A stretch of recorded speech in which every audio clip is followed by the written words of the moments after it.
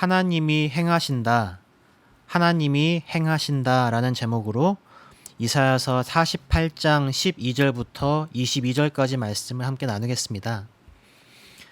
이스라엘 백성들은 너무 오랜 세월 동안 바벨론의 포로로서 살아가면서 희망을 완전히 잃어갔습니다. 그들은 스스로를 거룩한 성 출신이라고 부르고 또 하나님을 의지한다고도 했지만 그들의 마음은 사실 하나님을 기대하지 않고 있었습니다. 그것이 어제 본문이었던 48장 1절의 말씀입니다. 야곱의 집이여 들을지어다. 너희는 이스라엘의 이름으로 일컬음을 받으며 유다의 허리에서 나왔으며 여호와의 이름으로 맹세하며 이스라엘의 하나님을 기념하면서도 진실이 없고 공의가 없도다. 하나님을 기억하고 기념은 하는데 진실이 없습니다. 여기에서 진실은 어떤 절대적인 의미에서의 진실과 거짓 그런 개념이 아니라 관계적인 개념의 단어라고 합니다. 서로 숨김이 없고 감추는 것이 없다는 의미에서의 진실입니다. 이스라엘 백성은 하나님과의 관계에서 진실하지 않았습니다. 또한 공의가 없다라는 책망을 받습니다. 여기에서의 공의는 올바른 관계, 마음을 같이 하는 것을 의미합니다. 그러니까 이런 것이죠. 그들의 신앙 고백에는 문제가 없었습니다. 여호와의 이름으로 맹세도 하고 하나님을 기념하기도 했습니다. 그러나 그들에게는 하나님을 향한 신뢰와 기대감이 없었습니다. 하나님은 그들에게 늘 말씀하셨고 구원하겠다고 말씀하고 계시는데 지금 이 순간에도 말씀하고 계시는데 이스라엘은 듣지 않았고 지금도 귀를 닫고 있습니다. 8절에서는 그래서 이렇게 책망하시지요. 내가 과연 듣지도 못하였고 알지도 못하였으며 내 귀가 옛적부터 열리지 못하였나니 이는 내가 정녕 배신하여 못해서부터 내가 배역한 자라 불린 줄을 내가 알았습니다. 하나님은 이스라엘에게 늘 말씀하고 계셨습니다. 그러나 이스라엘은 늘 귀를 닫고 있었지요. 하나님은 오래전부터 행하시는 일들을 그들에게 알게 하셨습니다. 하나님은 변함없으신 신실하신 하나님입니다. 그러나 이스라엘은 항상 배역하며 완악했습니다. 하나님은 그런 이스라엘에게 제발 좀 들으라고 말씀하십니다. 오늘 본문 12절에 야곱아 내가 부른 이스라엘아 내게 들으라. 그리고 하나님이 어떤 일들을 행하시는지 말씀하십니다. 오늘 본문에서 하나님이 행하시는 것을 크게 세 가지 정도로 구분해 봤습니다. 첫째, 세계와 시간을 주관하시고, 둘째, 말씀하시고, 셋째, 인도하시고 구원하십니다. 먼저 12절에서 하나님은 창조와 종말의 열쇠를 쥐고 계신 분으로 스스로를 소개하십니다. 나는 그니, 나는 처음이요, 또 나는 마지막이라. 여기에는 1인칭 독립인칭 대명사인 아니라는 히브리어가 3번 반복해서 사용됩니다. 바로 내가 그분이시다. 바로 내가 처음이다. 진실로 바로 내가 마지막이다. 바벨론의 신 마르둑이 아니라 이스라엘의 하나님 여호와께서 처음부터 마지막까지 역사를 결정하시고 경영하시는 분이라는 것을 강조하시는 겁니다. 13절에 과연 내 손이 땅의 기초를 정하였고 내 오른손이 하늘을 폈나니 나는 그들을 부르면 그것들이 일제히 서느니라. 내가 그들을 부르면 그것들이 일제히 서느니라 라고 말씀하시죠. 하나님은 태초에 하늘과 땅을 지으셨습니다. 13절 전반부에 내 손이 땅의 기초를 정하였고 내 오른손이 하늘을 폈나니 이 부분은 완료 시제가 사용되었습니다. 과거에 완성된 천지 창조를 말씀하시는 것이죠. 그런데 내가 그들을 부르면 에서는 현재 분사가 사용되었고 그것들이 일제히 서느니라 에서는 미완료 시제가 사용되었습니다. 현재 분사와 미완료 시제가 사용되었다는 것은 하늘과 땅을 불러서 생기게 하는 것, 그리고 하늘과 땅이 일제히 출현하여 세워지는 것이 현재 진행 중인 것으로서 아직 완성되지 않았다라는 말입니다. 한마디로 이런 것이죠. 하나님은 과거의 천지를 창조하셨고 지금도 창조하고 계시고 앞으로도 창조하실 것이다. 하나님의 창조 능력이 역사 안에서 반복된다는 것입니다. 그런데 이제 우리는 이 구절들을 영적인 의미에서 해석해 볼 수 있습니다. 마치 지난주에 묵상했던 이사야 45장 18절에서 함께 봤었던 그 말씀과 같은데요. 이스라엘의 구원을 말씀하시는데 이사야 45장 18절에서 이스라엘의 구원을 말씀하시는데 다소 뜬금없이 하늘과 땅을 창조하셔서 사람이 거주할 수 있게 하셨다라는 말씀을 하십니다. 이때에도 혼돈으로부터 창조를 통해 질서를 세우신 하나님께서 이제 혼돈에 빠진 이스라엘을 구원하셔서 새 창조를 행하실 것을 말씀하시는 것으로 해석을 할 수 있었습니다. 성령 안에서 그리스도의 보혈의 공로로 거듭나는 것, 그것을 재창조요 질서의 회복으로 보는 것이지요. 오늘 13절을 비슷한 방법으로 이해하자면 과거에 하나님은 능력으로 천지를 창조하셨습니다. 그런데 하나님의 창조는 현재에도 계속됩니다. 바로 성령 안에서 사람을 거듭나게 하셔서 재창조하시는 하나님의 능력을 말하는 것입니다.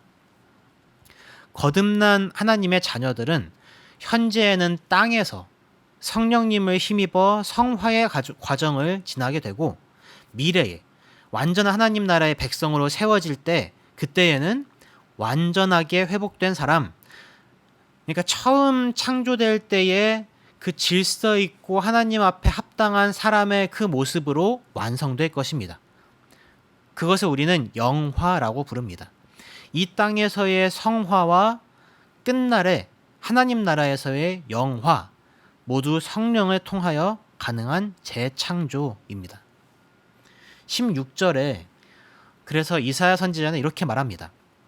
하나님의 말씀을 쭉 전하고 이제는 주 여호와께서 나와, 그러니까 이사야 자신을 가리키는 것이죠. 나와 그의 영을 보내셨느니라. 하나님의 영, 성령님을 보내셨다고 말합니다. 나는 그니, 나는 처음이요 또 나는 마지막이라. 창조와 종말의 열쇠를 쥐고 계신 분이 하나님이십니다. 시간은 세계와 공간이 있을 때에 존재할 수 있습니다. 세계를 창조하시고 완성하시는 분은 시간의 주관자이시기도 합니다. 그래서 처음과 마지막이라고 소개하시고 또 천지의 창조주라고 스스로를 소개하시는 겁니다. 하나님은 세계와 시간을 주관하십니다. 이런 하나님께서 계속 말씀하십니다. 어제 본문에서도 계속 내가 계속 말했다. 그런데 너희가 계속해서 듣지 않았다. 라고 이스라엘을 책망하셨었는데 하나님께서 오늘 본문에서도 계속해서 그러한 말씀을 하십니다. 12절에 내가 부른 이스라엘아 내게 들으라 라고 하시고 13절에 하나님께서 창조하실 때 불러서 생기게 하고 세우신다고 합니다. 14절에서는 이스라엘 전체를 향하여 너희는 다 모여 들으라 라고 하십니다. 나 여호와가 사랑하는 자는 고레스 왕을 뜻합니다. 그는 하나님께서 기뻐하시는 뜻을 바벨론에 행할 것입니다. 바벨론을 고레스 왕이 무너뜨리고 또 이스라엘을 포로 생활에서 자유롭게 할 것인데 이 고레스는 하나님을 몰랐지만 하나님께서 그에게 말씀하시고 하나님께서 알게 하셨습니다. 15절에 나 곧 내가 말하였다라고 하시는 것이죠. 하나님은 계속해서 말씀하십니다. 16절에 너희는 내게 가까이 나와 이것을 들으라. 내가 처음부터 비밀이 말하지 아니하였나니 그것이 있을 때부터 내가 거기에 있었노라. 여기 그것이 있을 때부터는 예언의 성취와 관련된 말인데요. 이 일이 생길 때부터로 번역하는 것이 더 낫습니다. 처음부터 공공연하게 명확하게 말해왔어. 그리고 말한 일들이 생길 때부터 내가 거기에 있었노라. 구원을 성취하기 위해 내가 있었어. 라고 말씀하십니다. 이렇게 하나님은 계속 말씀하시지만 이스라엘은 계속 듣지 않았습니다. 앞에 3절과 5절에서도 이미 내가 예로부터 알게 했다. 처음부터 내가 들을 수 있게 했다. 라고 말씀하시는데 8절에서 내가 과연 듣지도 못하였고 알지도 못하였으며 내 귀가 옛적부터 열리지 못했다. 라고 책망하십니다. 오늘 본문에서도 하나님은 듣지 않는 이스라엘 때문에 한탄하십니다. 18절에 내가 나의 명령에 주의하였더라면 내 평강이 강과 같았겠고 내 공의가 바다 물결 같았을 것이며 하나님의 명령을 귀 기울여 듣지 않았습니다. 그래서 그들에게 넘쳐날 수 있었던 평강과 공의가 없었습니다. 19절에 내 자손이 모래 같았겠고 내 몸의 소생이 모래알 같아서 그의 이름이 내 앞에서 끊어지지 아니하였겠고 없어지지 아니하였으리라. 내 자손이 셀 수 없이 많았을 텐데 라고 안타까워하시는 것이죠. 창세기 22장 17절에서 하나님께서 아브라함과 맺으신 그 언약이 떠오르는 말씀입니다. 하나님은 아브라함에게 그의 자손이 하늘의 별과 같고 바닷가의 모래와 같이 많게 하겠다고 하셨습니다. 그 언약이 이루어질 수 있었을 텐데 너희가 들었으면 너희가 내 명령에 귀 기울여서 순종했으면 그랬을 텐데 그러지 않아서 포로로 잡히고 나라가 망하여서 피난 가고 했다는 거죠. 그게 하나님은 안타까우신 겁니다. 그런 이스라엘 백성을 하나님은 인도하시고 구원하시겠다고 말씀하십니다. 14절에서 고레스를 세워서 바벨론을 심판하실 것을 말씀하셨죠. 15절에 하나님께서 고레스를 부르시고 인도하실 것이기 때문에 고레스의 길이 형통할 것이다 라고 말씀하십니다. 하나님의 팔, 하나님의 능력을 힘입어서 고레스가 그의 팔로 바벨론을 심판할 수 있었던 것이죠. 17절에 하나님은 여기에서 자신을 이스라엘의 구속자, 이스라엘의 거룩하신 이로 소개하시면서 또한 그의 백성을 유익하게 가르치고 바른 길로 인도하시는 분으로 소개하십니다. 그러니까 구원자이시면서 또 인도자이신 분으로 소개하시는 것이죠. 그런 하나님께서 20절에 바벨론으로부터의 해방을 선포하십니다. 여호와께서 그의 종 야곱을 구속하셨다. 이것을 온 세계에 선포하라고 하십니다. 21절에서는 출애굽 사건을 상기시키시는데요. 사막을 통과하게 하시던 때에 목마르지 않게 하시고 바위에서 물이 흘러나오게 하시고 바위를 쪼개자 물이 솟아나게 하셨습니다. 하나님은 그의 자녀를 보호하여서 인도하시고 구원하시는 분입니다. 22절에 하나님을 대적하는 악인에게는 평강이 없을지라도 그 악인들에게 사로잡혀 죽도록 고생한 하나님의 자녀는 평강으로 구원하십니다. 말씀을 정리하겠습니다. 이스라엘은 고집스럽게 하나님의 말씀에 귀를 닫고 있었습니다. 그런데 하나님은 그런 이스라엘에게 계속해서 말씀하십니다. 구약에서는 선지자들을 통하여 오늘날에는 성경의 말씀으로 그리고 성령님께서 우리의 양심을 찌르심으로 계속해서 말씀하시고 계십니다. 하나님이 세계의 창조와 끝을 쥐고 계시다고, 이 세계와 시간의 주관자이시라고 말씀하고 계십니다. 우리 안에서 새 창조를 이루셔서 거듭난 그리스도인의 복을 받게 하십니다. 오늘도 우리는 세상의 유혹 앞에 흔들릴 것입니다. 오늘도 우리는 현실의 어려움과 자신의 연약함과 한계 앞에서 좌절할 수 있습니다. 그러나 창조주 하나님, 주권자 하나님께서 오늘 우리에게 말씀하십니다. 구원이 오직 하나님께만 있으니 그 하나님을 의지하라고. 그의 영을 보내셨느니라. 구원받은 성도와 함께 하시는 성령 하나님을 의지하라고 말씀하십니다.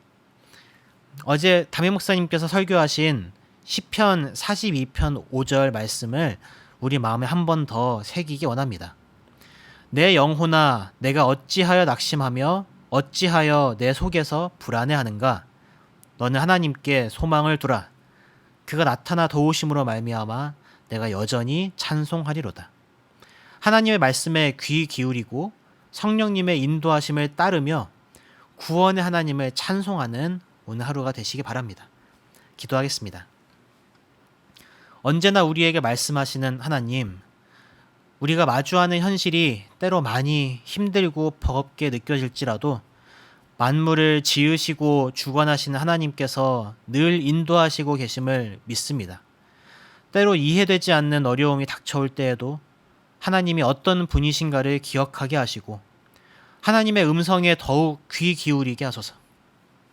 구원의 하나님께서 신실하게 우리 인생에 역사하시고 계심을 영적인 눈을 떠서 보게 하시고 우리 안에 하나님으로 인하여 소망이 꽃피게 하소서. 예수님의 이름으로 기도합니다. 아멘.